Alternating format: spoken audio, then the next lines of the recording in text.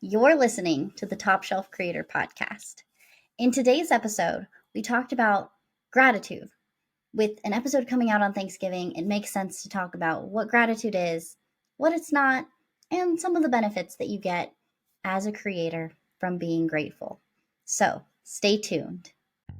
Get ready to discover the best way to create a thriving business online from other creators and entrepreneurs just like you, who are making a full-time living doing what they love. I'm Kabrina Ashley, and as a former Disney trainer and consultant, I'm here to guide you in telling the right stories so you can be seen and heard by your ideal clients. Each week, join me in conversations with industry leaders as we unveil the keys to crafting a sustainable business that helps you more than survive, but thrive. This is the first creator podcast to give you clarity, help you position yourself in the market, and harness your influence to scale your community. Welcome to the Top Shelf Creator Podcast. Hi, everyone. Welcome to another episode of Top Shelf Creator. And happy Thanksgiving to my friends that are in the States. If you're not in the States, this is a great episode as far as what gratitude is, what it's not, and for some of those moments that you just don't feel as grateful. And I think that that's really where I want to start today in this episode, is those moments when you're hearing all of these people everywhere saying, be grateful, have a gratitude journal, do these things, cultivate gratitude, because of all of these benefits that nobody can really necessarily nail down for us. I've been spending a good majority of time preparing for this podcast, actually reading some of the medical studies behind gratitude. And I actually will be putting one of the best papers that I found in the show notes for you if that's something that you're interested in finding out more about. But I think that we need to address the idea that it's okay to be in a bad space.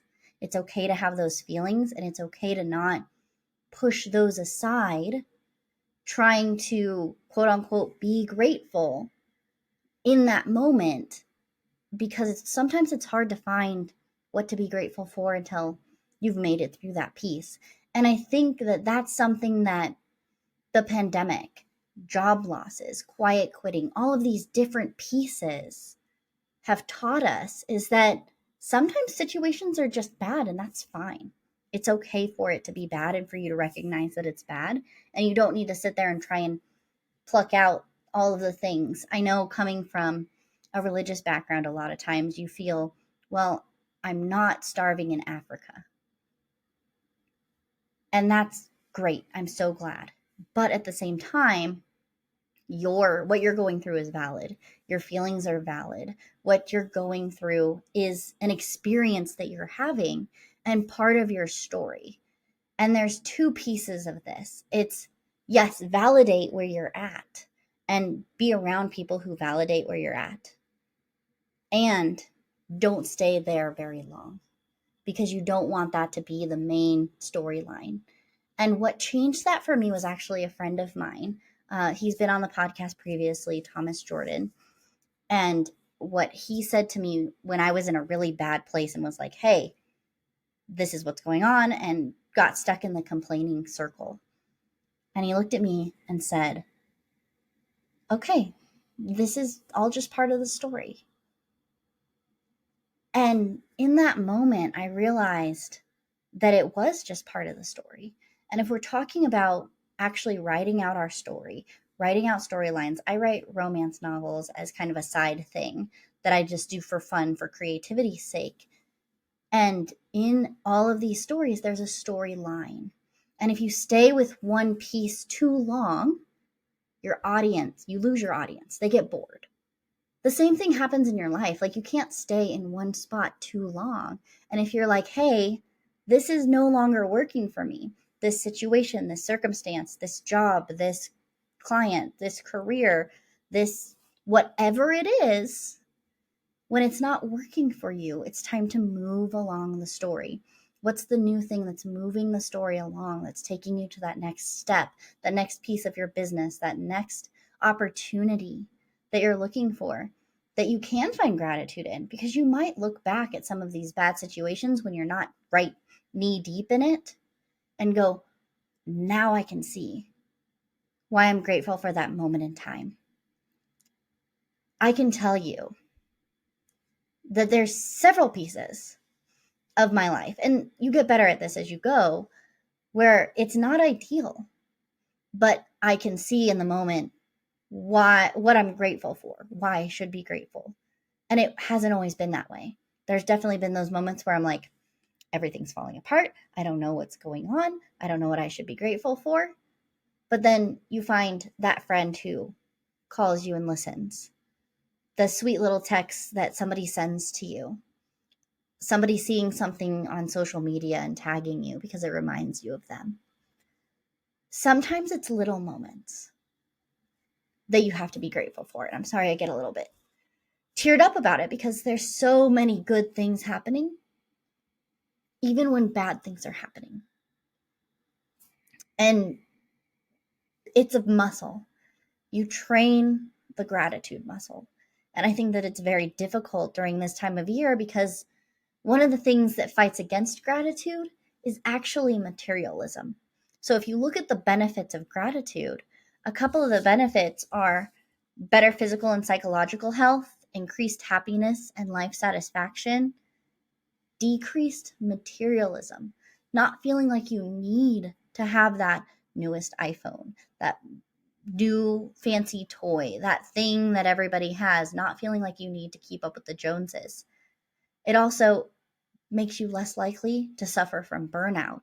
And as creators and entrepreneurs, that's a huge topic for us of not having burnout when this might be your side hustle. This might be your main thing and it's not doing as well as you want it to. This might be that next launch where nobody signs up, especially as we're getting into Black Friday. A lot of you are having offers that are out there. And for those of you who are doing fantastic, I applaud you. For those of you who aren't, I applaud you because you did it. You got out there. You're gaining eyeballs, and that's the important thing. But being grateful for what you're learning from this situation is also going to help you not be burned out to do it again the next time. And one of the other things that I found interesting is that it reduces inflammation. And isn't it funny that how we feel about a certain situation, that feeling, that emotion, is actually tied to how our body is responding to different things. And the study that I was reading on this was actually for people that were in heart failure or had something wrong in cardiovascular land. And so it decreased the inflammation that they had. So that feeling of just being so grateful. And I mean, for me, that feeling is always in my chest. And I just found that that was a very interesting dynamic to have there. So now that we kind of have gotten that piece out of the way of it's okay to not feel grateful right this second, and don't feel like this episode is telling you that you need to sit down and figure out what you're grateful for and start a gratitude journal and do all those things. All those things are fantastic, but you don't have to do any of them. You can if you want to, and it might be the best way for you to feel grateful. I don't have a gratitude journal. I just journal in general, and I write and I tell stories. And when things strike me, I'll voice note them into my phone because I want to be able to remember those moments. And whatever works for you, it doesn't have to look a certain way. It doesn't have to be this thing that you do. Are gratitude journals great? Are they a good way if you're an A personality who needs that nice structure? They are. They're fantastic. But it's not something that you absolutely have to do. And it's okay to not feel grateful in this moment. So, what is gratitude exactly? And how do we get to a point of feeling grateful for what's happening, good and bad? So, people have called gratitude the mother of all virtues. The reason is because there's a lot of research that shows that gratitude actually births a lot of the other virtues that we love. So that's one thing to consider with gratitude. I was the stickler when everybody was like, oh, you need to find this thing that you're grateful for in those bad situations, being like, no, there's really nothing here. And people don't understand that there's really nothing here. And for my friends that have also been through traumatic backgrounds, I see you. And it can be very difficult to find gratitude in those moments. And giving yourself a break and recognizing that is totally fine. But gratitude from a scientific standpoint, they've broken it down into a couple different things of emotional, virtue, and behavior. So an emotion is when I'm feeling grateful for something. A virtue is when I'm maybe doing something out of gratitude, having something that I'm giving to somebody. They refer to it as reciprocal altruism. So it's that idea of I'm doing something for you in order to gain a friend, so that ideally you would do that back for me. And it doesn't have to be selfish. I know it's easy to look at that and go, well, if I buy somebody coffee today, the idea is that they'll buy me coffee in the future. And it doesn't have to be as cut and dry as that. A lot of times this is subconscious of I'm doing something nice for you because I want to gain that camaraderie, because we're all coming from that tribe mentality. We want that safety in numbers, that those friends, those colleagues, those family members to come alongside us, because we know that we can't do life alone. And we see this even in, they've gotten it down to even fish doing this for each other and giving of themselves, even if it takes away from them at that moment, which is fascinating. But gratitude as a definition comes down to two steps: recognizing a positive outcome, and that outcome was from an external source, which I found interesting too. I was actually trying to find an example of when I was grateful for something that I did for myself, and I couldn't find one. If you can find one, I'd love for you to at me on social media at Top Shelf Creator and let me know what yours was. But when I've been grateful for something, it's been, for a beautiful day outside, which is something outside of myself, for somebody being sweet enough to buy me lunch one day, of being grateful that, a medical thing came back in the way that it should. Talking to different people within the last couple of days, that's what it seems to be, is like, I'm grateful for the fact that this happened. And it tends to be outside of yourself, from some kind of external source. So this is changing our strangers into friends. So gratitude is so much more than just, you need to have this feeling. And I think that's where I feel a lot of people are talking about it from that perspective of, you need to be grateful because it makes you feel better. It makes you, here's all the benefits of being grateful. Yes.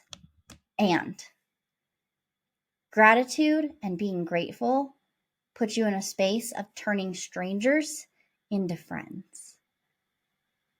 And having that camaraderie that we were just talking about, which is so valuable for where you want to go in life, because you don't want to do this alone.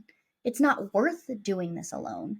A beautiful thing that my friend sent me actually this morning when I was preparing to record this episode was from something called Ollie Viral, and I'll put an image of it and link back to them in the show notes for you. But I want to read it to you because if you know me personally, you know that I'm obsessed with trains and I talk about them a lot.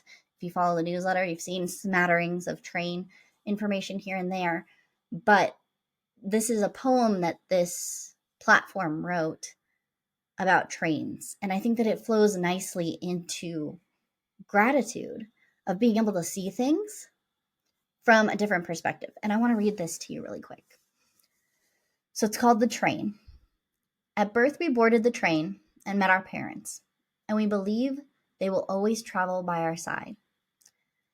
As time goes by, other people will board the train, and they will be significant, i.e., our siblings, friends, children, strangers, and even the love of our life. However, at some station, our parents will step down from the train, leaving us on this journey alone. Others will step down over time and leave a permanent vacuum. Some, however, will go so unnoticed that we don't realize they vacated their seats. This train will be full of joy, sorrow, fantasy, expectations, hellos, goodbyes, and farewells. Success consists of having a good relationship with all of the passengers, requiring that we give the best of ourselves. The mystery to everyone is, we do not know at which station we ourselves will step down. So we must live in the best way, love, forgive, and offer the best of who we are. It is important to do this, because when the time comes for us to step down and leave our seat empty, we should leave behind beautiful memories for those who will continue to travel on the train of life. I wish you a joyful journey for the upcoming years on your train of life. Reap success, give lots of love, and be happy. More importantly, thank God for the journey. Lastly, I want to thank you for being one of the passengers on my train.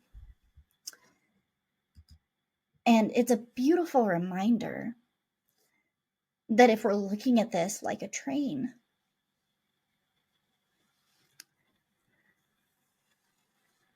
people get on and get off at different times. The thing for you as a creator and an entrepreneur is that your audience are some of those people. And some of those people are going to get on your train, and you are going to make a huge difference in their life by one sentence that you say. And they might be on for a real short run with you. And some of them might stay along for a long time. And I can tell you from an entrepreneur standpoint, on a personal level, this rings true. But also on a professional level, I've had amazing people come into my life that were my clients, that I've seen do amazing things, that I've watched step into their greatness. Even the person who sent this to me is one of those people, helping them get where they wanted to go in a certain area in their business, and watching them very recently step into their greatness. And that's what I wish for you. That these little tidbits are not just adding to your list of things that you feel like you need to do. That you don't feel like you need to just go start a gratitude journal because you're trying to get all the benefits from it. But knowing that you've stepped onto my train and that I value that and that I value you. Whether I know you in person or not. Because I'm grateful for you. And I know that probably sounds super corny. But at the same time, I want you to know that you are special, and what you're trying to give the world is special. And I appreciate you taking the time to be here. Even if you're here for a short period of time and take a couple of sentences and walk away. I'm grateful for those moments. For the fact that you were able to get any value out of what I say, as I get too emotional on a podcast episode. And I also want you to know that this changes the way that your brain is wired. The more that you're in a grateful state. And the neuroscience has proven that there's actually areas in your brain that facilitate experiences and expressing gratitude, making it an intrinsic component of our human experience, the way that we experience life. And if you've been here very long, you know that one of the big things that is one of my core values is experiencing life fully alive. That means the high highs, the low lows, like a heartbeat. And if you think about a heartbeat, in order to have those ups, you have to have those downs. Because we're all trying to live life as if we don't have a heartbeat, where it's just a line. We're trying to get that straight line. And that's not how life is. And gratitude comes in both the high highs and the low lows. But I think it's one of those pieces that makes you realize, even in the low lows, when you find those little pieces of gratitude, that there's something in that helps you get back to those high highs. Because if you believe in any of the energy things, the magnetism, people will find you who resonate with you. And if you can't find those little pieces of happiness, it's hard to find people that are not going to just continue to make you not happy. And I want to leave you today with this short little episode of feeling grateful is not something that you have to do. It's not something that I'm going to charge you with, but it's something that I'm going to invite you to. Because even if there's a thought that I'm a little bit crazy because I'm sitting here tearful about you being in my community,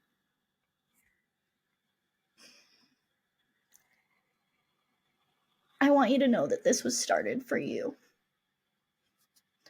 This was started not out of thoughts of making money from it, not out of any of that. It was started to help other creators go full-time, because I feel grateful to be a creator who is full-time.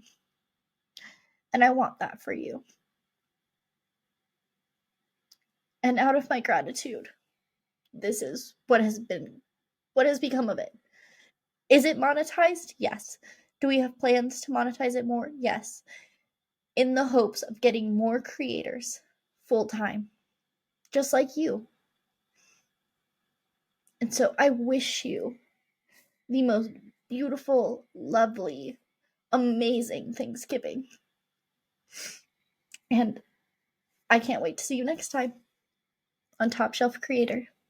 Thank you for listening to the Top Shelf Creator podcast. You can find us on Instagram, LinkedIn, and TikTok at Top Shelf Creator.